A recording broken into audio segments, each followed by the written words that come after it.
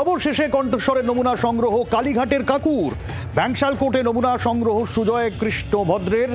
নিয়োগ মামলায় ব্যাংশাল কোর্টে সুজয় কৃষ্ণ ভদ্র তিনি হাজিরা দেন। আর এর আগেও আমরা দেখেছি বহুবার নমুনা সংগ্রহের চেষ্টা করে ব্যর্থ হয় তদন্তকারী সংস্থা। বিচারকের চেম্বারে কণ্ঠস্বরের নমুনা সংগ্রহের প্রক্রিয়া হয়, নমুনা দিল্লির ল্যাবে পাঠানো হবে, এমনটাই সিবিআই সূত্রে খবর। অর্ণবাংশ রয়েছেন আমাদের সঙ্গে। অর্ণবাংশ, আরো আপডেট দেবে অর্ণবাংশ। দেখো, একদমই দীর্ঘ সময় টালবাহানা এবং হাইকোর্ট করা, তারপরে অবশেষে সুজয় কৃষ্ণ ভদ্র ওরফে কালীঘাটের কাকুর গলার স্বরের নমুনা সংগ্রহ করতে সক্ষম হলো সিবিআই। আজকে কিন্তু নগরদারা আদালতে বিচারকের চেম্বারে সেই নমুনা তিনি দেন কালীঘাটের কাকু। অর্থাৎ সিবিআই সূত্রে খবর যে কথোপকথন, অর্থাৎ একজন ব্যক্তির সঙ্গে কালীঘাটের কাকুর সেই কথোপকথনে পুরো ট্রান্সক্রিপ্ট কপি আনা হয়। সেখান থেকে 2 থেকে 3টি অংশ, মেন পার্ট, সেটা পড়তে বলা হয়। সেই অংশটা সে রিডিং করার পর সেই গলার স্বরের নমুনা রেকর্ডিং করা হয়। সিবিআই সূত্রে খবর, এই গলার স্বরের নমুনাকে তারা দিল্লিতে পাঠাবেন, দিল্লির ল্যাবে পাঠাবেন। সেখানে তারা ফরেন্সিক পরীক্ষা হবে। যে অডিও তারা বাজেয়াপ্ত করেছিল তার সঙ্গে স্বরের যে নমুনা সংগ্রহ হলো তার মিল পাওয়া যাচ্ছে কিনা সেটা রিপোর্ট আসার পরে কিন্তু চার্জশিট দেওয়া হবে, এমনটা সিবিআই সূত্রে খবর। তবে প্রাথমিকভাবে বলতে হবে যে ইডি না পারলেও কিন্তু সিবিআই সেটা সক্ষম হয়েছে কালীঘাটের কাকুর গলার স্বরের নমুনা সংগ্রহ করার ক্ষেত্রে। সবুজ আছে। অর্ণবাংশ, একটু এবারে জানতে চাইবো এর পরবর্তী প্রক্রিয়াগুলো আরেকটু যদি তুমি ডিটেলে বলো। এরপর কি পদ্ধতি আছে, কি ধাপ রয়েছে? দেখো, সেটা হচ্ছে যেহেতু নমুনা সংগ্রহ করা হয়েছে, যে নমুনা সংগ্রহ করা হয়েছে সেই নমুনাটি পাঠানো হবে দিল্লির ল্যাবে। এবং পাঠানোর সঙ্গে সঙ্গে এটাও পাঠানো হবে যে এই অডিওটা তারা বাজেয়াপ্ত করেছিল একজন ব্যক্তির সঙ্গে কালীঘাটের কাকুর যে কথোপকথনের অডিও, সেই অডিওটাকেও পাঠানো হবে। সেখানে ফরেন্সিক ল্যাবে দুটো অডিওকে ম্যাচ করা হবে। ম্যাচ করা বা অ্যানালিসিস করার পর যে রেজাল্ট আসবে সেই রেজাল্টটাই কিন্তু ফাইনাল রেজাল্ট হবে। সেই রেজাল্টটা হাতে পাওয়ার পর চার্জশিট জমা পড়বে, এমনটাই কিন্তু সম্ভাবনা রয়েছে। অর্থাৎ সেই ব্যক্তির সঙ্গে নিয়োগ দুর্নীতি মামলায় যে কথোপকথন হয়েছে তা প্রমাণ হিসেবে এই স্বরের নমুনা তারা নিয়েছে। যদি মিলে যায় তার মানে প্রমাণিত হচ্ছে কালীঘাটের কাকু কিন্তু সরাসরি ভাবে যুক্ত থাকবে এই দুর্নীতির সঙ্গে, এবং সে তার অডিও কিন্তু তা প্রমাণ করবে। যদি ম্যাচ করে তাহলে কিন্তু এমনটা আইনজীবীরা বা সিবিআই আইনজীবীরা মনে করছেন। সেই কারণে আজকে এই নমুনা সংগ্রহের পর সমস্ত সই স্বাক্ষর শপথ হওয়ার পরে কিন্তু সেই নমুনা খুব শীঘ্রই এই সপ্তাহের মধ্যে পাঠানো হবে ফরেন্সিক ল্যাবে। অর্ণবাংশ, এর আগে ইডির তরফেও নমুনা নেওয়া হয়েছিল তো? দেখো, ইডি তারা নমুনা সংগ্রহ করে উঠতে পারিনি। তার ইডি হাইকোর্টের দ্বারস্থ হয়েছিল, কিন্তু হাইকোর্ট বলা পরেও টালবাহানার মধ্যে দিয়ে সেই প্রক্রিয়া ডিলে হয়। অবশেষে আজকে সেই প্রক্রিয়া সম্পন্ন হয়েছে সিবিআই এর মধ্য দিয়ে। অনেক ধন্যবাদ অর্ণবাংশ। অর্থাৎ দীর্ঘ টালবাহানা, এই জায়গায় দাঁড়িয়ে কালীঘাটের কাকু তার কণ্ঠস্বরের নমুনা অবশেষে সংগ্রহ করা হলো। এবং এই জায়গা থেকেই এখনো পর্যন্ত যে তথ্য আমাদের সামনে আসছে, এই গোটা বিষয়টাই পাঠানো হবে ল্যাবে, পাঠানো হবে। এবং এই ল্যাবে পাঠিয়ে কিন্তু তারপরে গোটা বিষয়টা নিয়ে কি প্রক্রিয়া রয়েছে, এরপরে কণ্ঠস্বরের নমুনা মিলিয়ে দেখার থেকে শুরু করে সেই সমস্ত বিষয় কিন্তু করা হবে বলে এখনো পর্যন্ত এই খবর পাওয়া যাচ্ছে।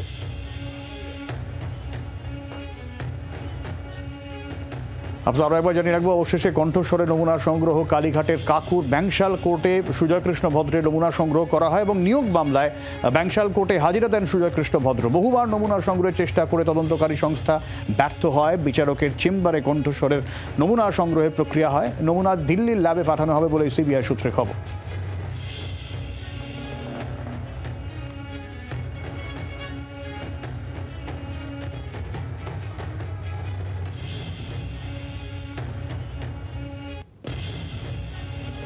দিল্লির ল্যাবে পাঠানো হবে নমুনা, এমনটাই এখনো পর্যন্ত জানা গিয়েছে। এবং আগে আমরা জানি যে বিভিন্ন ক্ষেত্রে নিয়োগ দুর্নীতি মামলাতেও সুজয় কৃষ্ণ ভদ্রের নাম এসেছে এবং সেই জায়গায় দাঁড়িয়ে এক ব্যক্তির সঙ্গে কথোপকথন, সেই কথোপকথনের ভয়েস ওভার মিলিয়ে দেখার ক্ষেত্রে এই কণ্ঠস্বরের নমুনা গুরুত্বপূর্ণ। সজল ঘোষ রয়েছেন আমাদের সঙ্গে বিজেপির। আমি সজলবাবু, এই যে নমুনা সংগ্রহ, এই নমুনা সংগ্রহ ল্যাবে যাবে, যদি মিলে যায় কণ্ঠস্বরের সঙ্গে তাহলে কি মনে হয় তদন্তের অগ্রগতি অনেকটা এগিয়ে যাবে নাকি? কণ্ঠস্বর যদি মিলে যায় তাহলে অনেকেরই কণ্ঠরুদ্ধ হয়ে যাবে। কণ্ঠস্বর যদি মিলে যায় অনেক নেতার কণ্ঠরুদ্ধ হয়ে যাবে। কিন্তু কাকু বড় ঘোরেল মাল। হ্যাঁ, ও মাঝে মাঝে যেসব নাটক করে, যতক্ষণ না নমুনা সংগ্রহ হয়েছে ততক্ষণ অব্দি কোনো কিছু বলার নেই। আর জানি না সে গলার স্বর পাল্টাতে পারে কিনা। নমুনা সংগ্রহ হয়ে গেছে সজলবাবু। হ্যাঁ, না সেটাই বলছি যে যতক্ষণ হয়েছে বলেই ভরসা। কিন্তু এ লোককেও বিশ্বাস নেই এ কি নমুনা দিয়েছে না দিয়েছে, কারণ দীর্ঘদিন ধরে এই যা নাটক করছে যতক্ষণ না শেষ হচ্ছে, এবং দেখুন এটাও বলতে কোনো দ্বিধা নেই, সিবিআই এর প্রতিও আমরা হতাশ। দেখা যাক শেষ অবধি কি হয়। আমরা এটা বিশ্বাস করি দেরিতে হলেও বিচার ঠিক পাওয়া যাবে। অনেক ধন্যবাদ।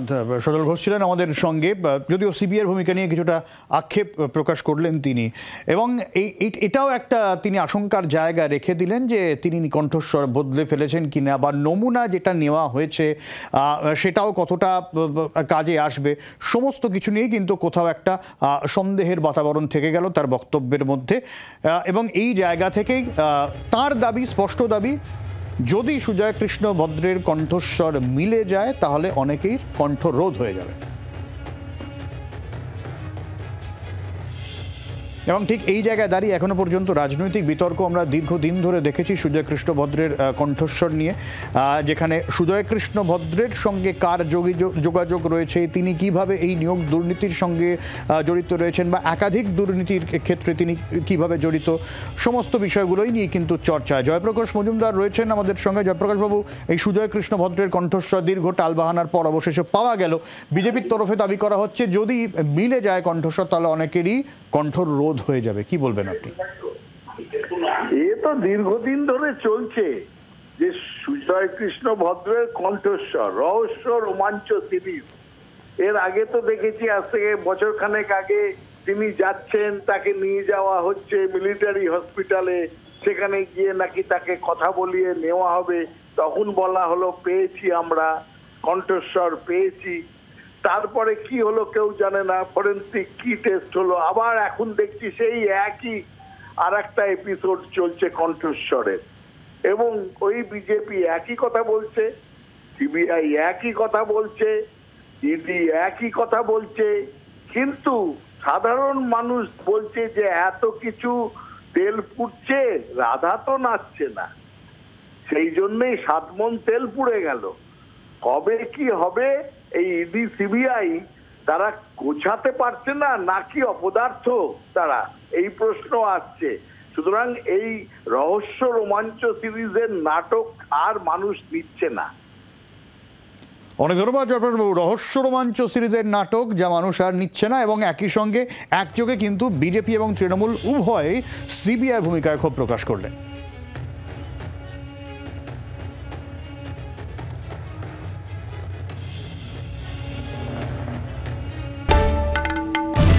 বাংলার আওয়াজ, বাঙালির আবেগ, জি 24 ঘন্টা।